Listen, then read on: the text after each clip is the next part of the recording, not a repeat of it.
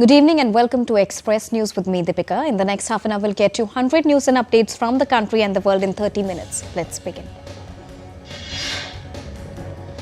India's President Draupadi Murmu addressed the 10th International Women's Conference being organized by the Art of Living International Centre at Kaveri, Karnataka on Thursday.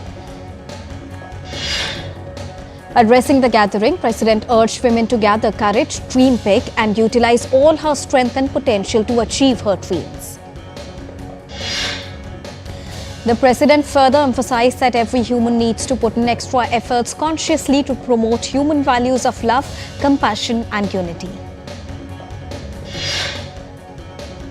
The 4th edition of Samvad, the global Hindu-Buddhist initiative for conflict avoidance and environmental consciousness, began in Thailand today.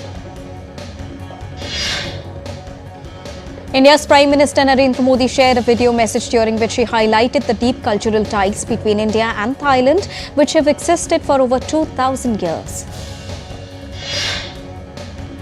Prime Minister Narendra Modi emphasized that the teachings of Bhagwan Buddha can guide the world in creating a peaceful and progressive era. Prime Minister observed that conflicts today extend beyond people and nations, with humanity increasingly in conflict with nature.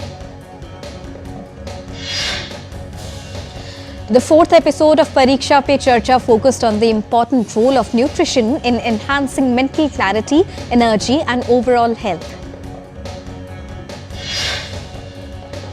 Nutrition experts discussed how good nutrition is and how it is essential for a sharp mind, emphasizing its role in academic and personal success. Wellness expert Rujuta Divekar highlighted that stress often leads to digestive issues among children. Health and nutrition influencer Rivant Himat Singaka emphasized that the importance of setting achievable, realistic goals for better well-being and success. Macrobiotic nutritionist Shonali Sabharwal recommended millet-based dishes in the breakfast for sustained energy throughout the day. On the 14th of February 2019, a suicide bomber targeted a convoy of the Central Reserve Police Force in Pulwama, Jammu and Kashmir, resulting in the tragic loss of 40 brave personnel. On the 6th anniversary of the Pulwama attack, India's Prime Minister Narendra Modi remembered the valor of country's brave soldiers who sacrificed their lives in the attack. India's lower house Speaker of the Parliament, Om Birla, on Friday inaugurated a 2-day orientation program for members of the 15th Haryana Legislative Assembly in Chandigarh. Organized by the Parliamentary Research and Training Institute for Democracies in collaboration with the Haryana Assembly Secretariat, the program aims to enhance legislative knowledge and governance skills. Union Home Minister Amit Shah on Thursday chaired a meeting with Maharashtra Chief Minister Devendra Fadnavis to review the implementation of new criminal laws in the state. The 3rd edition of Kashi Tamil Sangamam is starting from Saturday. The first group of 200 people, including students, teachers and writers, left for Varanasi from Chennai in a special train to participate in the program. India Pulses and Cranes Association, the apex body of India's pulses and cranes industry, hosted the 7th edition of the Pulses Conclave 2025 that concluded at Bharat Mandapam in New Delhi. The IPGA 3-day Pulses Conclave 2025's theme was Pulses for Prosperity, Nourishment with Sustainability. The event emphasized on strategies to enhance India's pulses production to achieve self-reliance. The Pulses Conclave is the world's largest conference-cum-exhibition dedicated to the pulses sector, witnessing participation from over 30 countries with 800-plus delegates attending the conclave with a focus on key areas that are critical to the growth of the pulses sector. In a significant crackdown, the anti-narcotics cell and Navi Mumbai Police's crime branch jointly seized high-quality drugs worth approximately 1.1 crore rupees and arrested 3 African nationals. At close, Nifty dropped 102.15 points to 22,929.25. Sensex declined nearly 200 points to settle at 75,939.21. The Indian rupee rose 9 paise to settle at 86.84 against the US dollars on Friday. Gold futures maturing on the 4th of April were priced at 86,250 rupees per 10 grams on multi-commodity exchange. Silver futures for the 5th of next month maturity stood at 97,970 rupees per kilogram on the MCX. Oil prices rose on Friday, poised to end 3 weeks of decline, buoyed by rising fuel demand and expectations that US plans for global reciprocal tariffs would not come into effect until the month of April.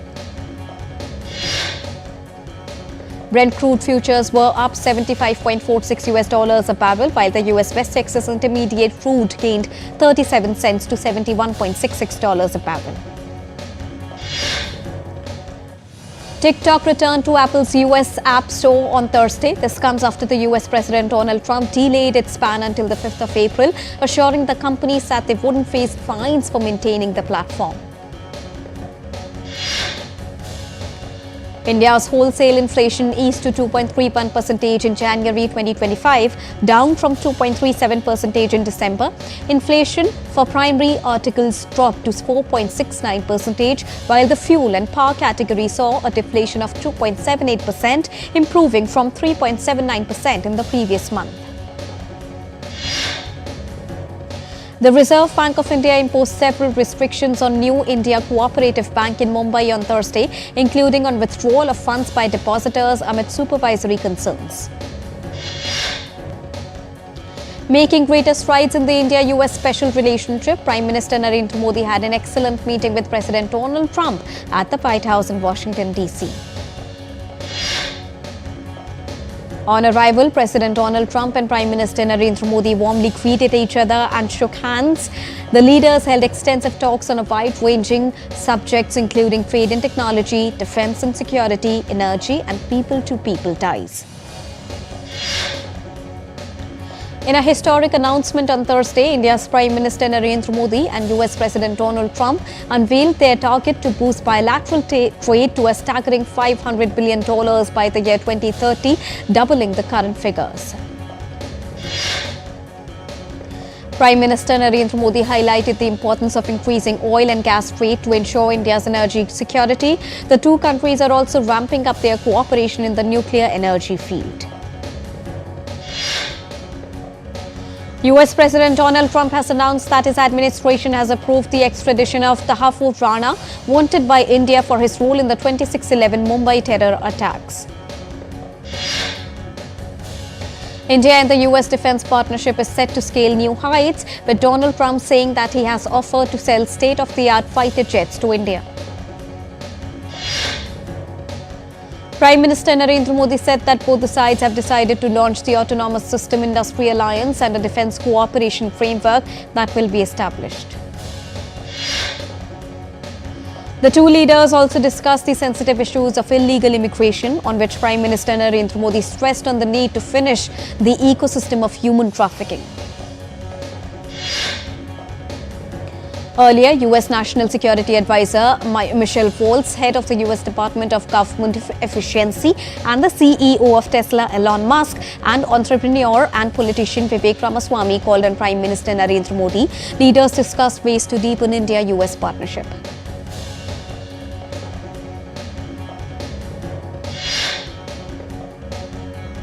US President Donald Trump gifted Prime Minister Narendra Modi a signed copy of his book called A Journey Together, featuring unforgettable moments of their friendship and shared milestones.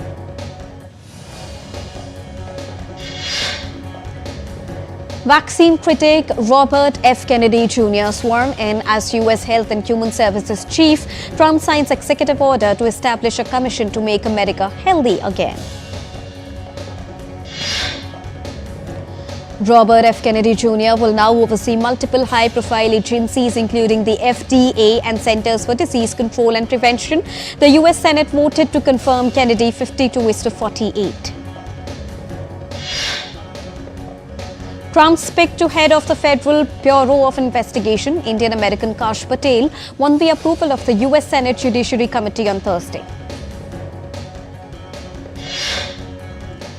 In a 12-10 party line vote, the panel approved Patel's nomination despite deep reservations by Democrats who said he's unfit to lead the bureau. Donald Trump announces a meeting of high-level officials from the United States, Russia and Ukraine in Munich as efforts to secure peace gain momentum. The conference in Munich will be attended by more than 60 leaders of countries and the governments. The conference will continue till the 16th of February. Russian cybercriminal Alexander Vinik is back in Moscow after a US prisoner swap, thanking President Vladimir Putin for securing his release. Alexander Vinik, who pleaded guilty to money laundering conspiracy in May 2024, was extradited to the US from Greece in 2022. Russian officials hail his return as a diplomatic victory. Hamas is expected to name 3 hostages for release this weekend in exchange for Palestinian prisoners. Meanwhile, aid and fuel trucks continued to roll through Gaza on Friday. At least 6 people have been reported dead in a fire that broke out at a resort construction site in South Korea's Busan on Friday. Fire authorities have evacuated around 100 people from the resort. We are heading for a short break. We'll be right back.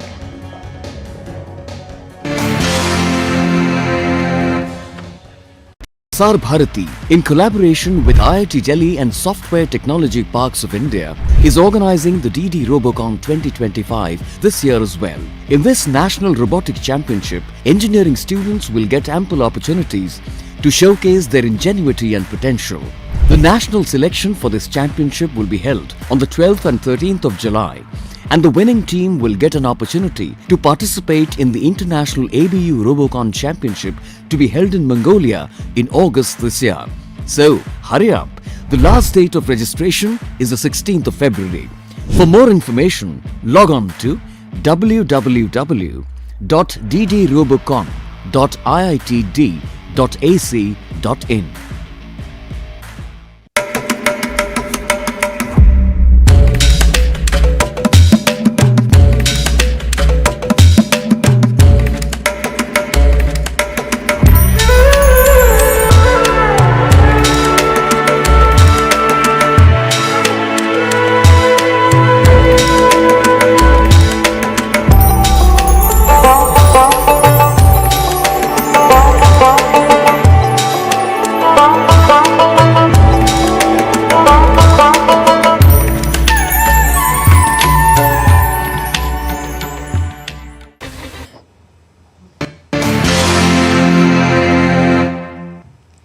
Welcome back after that short break. You're watching Express News. Let's continue. Tropical cyclone Zelia made landfall in northwestern Australia, bringing intense rain and destructive winds. The authorities ordered residents to stay indoors. The eye of the Category 5 storm, the highest rating on the scale, crossed the coast east of Port Hedland on Friday. A cyclone emergency warning remains in place for communities between Pardu and Wim Creek, including Port Hedland. Severe winter storms impact major cities across Canada. Some 20 centimeters of snow was dumped on Toronto, shutting down schools. Toronto is expected to brace the winter weather for the remainder of the week. Temperatures are expected to dip below 0 degrees Celsius. Powerful cold wave has brought continuous snowfall to many areas across Japan, causing casualties and widespread disruption. As per the authorities, the ongoing snowfall had left 13 dead and 173 injured as of Thursday. In Japan's Fukushima prefecture, an avalanche buried a key road, cutting off a road section of over 5 kilometers and stranding dozens of people in 3 hotels along the road. Floods swept away homes as heavy rains hit multiple Peru regions. In the southern city, a flash flood destroyed several houses and left dozens of families requiring emergency assistance. The Civil Defence Regional Platform has declared an emergency session to coordinate relief efforts in affected areas in Peru. The Weather Service warned that more regions could face similar conditions in the coming days. A powerful rainstorm drenched Southern California in the U.S., flooding areas that hit by wildfires last month. Authorities braced for floods and landslides in Los Angeles as rain slashed large parts of the state. The evacuation warnings and orders were active in Los Angeles, Ventura and Orange counties. According to the National Weather Service, some places may get rainfall up to 6 inches. Mount Etna, Europe's tallest and most active volcano, has erupted once again, sending lava flows and thick clouds of ash into the sky. Mount Etna's eruption has raised concerns among local authorities and aviation officials, prompting the aviation color code to be upgraded from orange to red. Couples from around the world are celebrating their love at Paris's iconic Eiffel Tower on Valentine's Day. Eiffel Tower commissioned the studio Marianne Gueli to create the Love Bubble, which is a floral installation on the first floor viewing platform for the couples. Filipinos flocked to the popular flower market in Manila on the eve of Valentine's Day. Dangpa, also known as the flower capital of Manila, was decked up with colorful bouquets. An animal rights group in the Philippines opened its shelter and invited animal lovers to spend Valentine's Day at their Manila-based shelter with a rescue animal of their choice. Organized by the Philippines Animal Welfare Society, a first date enabled the visitors to interact with its shelter dogs and cats in themed booths while enjoying snacks and refreshments. The Date a Rescue Animal initiative will run until the 15th of February. Head chef Nikki King prepared special Valentine's Day menu at Nobu, Cape Town, which is a renowned Japanese-Peruvian fusion restaurant in southern Africa. King, newly appointed to lead the kitchen, has crafted a 5-course menu using locally sourced ingredients. The menu includes Saldanha Bay oysters, salmon beetroot with caviar, and a char-grilled lamb joined with truffle tosaso sauce and confit. More than 100 couples exchanged their vows at a free mass wedding ceremony in Lima on the eve of Valentine's Day. The 103 newlyweds enjoyed music, danced and toasted to the prosperity of their marriages, all at the expense of the municipality of Lima, which also gave the couple gifts including appliances and food supplies.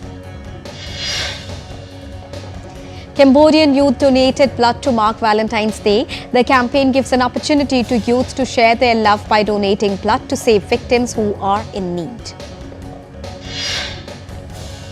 Valentine's Day Blood Drive is one of the events Cambodia has created to encourage young people to join humanitarian activities. An underwater wedding ceremony took place in Thailand's Trang province. 9 couples, including 8 Thai couples and 1 Taiwanese Thai couple, participated in the underwater marriage registration. Before the ceremony, the couples were taken on a diving trip to explore the beauty of Hat Chau Mai National Park. This underwater wedding in the 29th edition held under the theme of Love Festival. Music returns to Iraq's Mosul, filling hearts and theatres. The Islamic State went on a rampage, destroying many of Mosul's ancient sites and artifacts, preventing locals from performing arts and banning activities and crafts in 2014. Hong Kong's Ocean Park's 2 baby panda twins will meet the public for the first time on Sunday. The park said the national treasures will treat the visitors for 5 hours each day. Each group of the spectators will be allowed to view the animals for just 5 minutes. Ocean Park has limited 100 people per viewing slot and expects around 4,000 visitors daily. Listeners swayed as musicians performed on a stage on the banks of the Niger River at an annual festival colored this year by political ships roiling West Africa. A week-long showcase of Malayan music, visual art, theatre and dance is taking place in Seju town. Mali's Culture Minister Mahmoud Afir, who launched the Seju Festival in 2005, emphasized the event's significance in the current context. The theme of the Festival of the Niger was cultural diversity, peace and unity. A breathtaking natural spectacle of rime-covered trees and seas of rolling clouds has recently appeared in China's Altai prefecture. The rime forms on the trees due to a combination of light winds, low temperatures and abundant moisture, turning the town into a winter wonderland. South Korean director Bong Joon-ho premiered his highly anticipated sci-fi dark comedy Mickey 17 in London, which is his first movie since the Oscar-winning Parasite. Mickey 17, that stars Toni Collette, Naomi Aki, Mark Ruffalo and Steven Yeun, begins its cinema rollout on the 28th of February in South Korea and other countries from the 5th of March. Animated blockbuster Nisa 2 has become the first Chinese film to cross about $1.37 billion in total global earnings, including pre-sales, crossing the benchmark on Thursday. Shooting for actor Robert Pattinson's starrer The Batman Part 2 is due to start at the end of 2025. Pattinson's confirmation comes after the film's release date had been delayed from the 2nd of October 2026 to the 1st of October 2027. Actor Lucien Cleviscount has joined the cast of the Sky and Future Artist Entertainment holiday film Tinseltown. The cast includes Rebel Wilson and Kiefer Sutherland. Closing ceremony of India's 38th National Games is underway in Northern Uttarakhand, with the Home Minister Amit Shah being there as the chief guest. Services Sports Control Board emerged as the overall champion for the 5th time at the National Games, reclaiming the prestigious Raja Bhalendra Trophy. The International Cricket Council has announced prize money for the upcoming Champions Trophy in Pakistan and the United Arab Emirates. Winners of the Men's Champions Trophy will earn $2.24 million, while the runners-up will receive $1.12 million in prize money.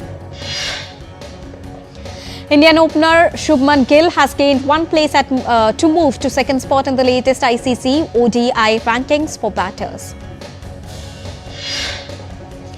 New Zealand all-rounder Rachin Ravindra is back at training after he was hit in face by ball, but he is unlikely to play Champions Trophy opener against Pakistan. Coach Brendan McCullum said injuries in the squad prevented England from training ahead of the two one-day internationals against India. World champion D. Gukesh fought back from a hopeless position to eke out a draw against Alireza Firoza of France in the Freestyle Chess Grand Slam Tour in Germany. India lost 0-3 to Japan in the quarterfinals of the Badminton Asia Mixed Team Championship in Qingdao, city of China, on Friday. Top seed Daniel Medvedev began his Open 13 Province campaign with a straight sets victory over Frenchman Pierre-Hugues Herbert in Marseille. Yelena Ostapenko has set up a Qatar Open semi-final clash with 3 times defending champion Iga Swiatek in Doha on Friday. Former top 10 player Diego Schwartzman has retired from tennis after he lost in the second round of the Argentina Open. Real Madrid are close to a contract extension with Vinicius Jr. amid interest from Saudi Arabia clubs to sign FIFA's Player of the Year. Defending champions Bayer Leverkusen host Bayern Munich on Saturday, needing a perfect day to defeat the Bavarian Giants and keep the Bundesliga title race alive. And Bayer Leverkusen CEO Fernando Caro says coach Xabi Alonso has done enough for a statue. And with this, it's a wrap here on Express News for now, but news and updates will continue here on DD India. But don't go anywhere, keep watching and keep tracking DD India for all latest news and updates from the country and the world. Thank you so much for joining us right now. Namaskar.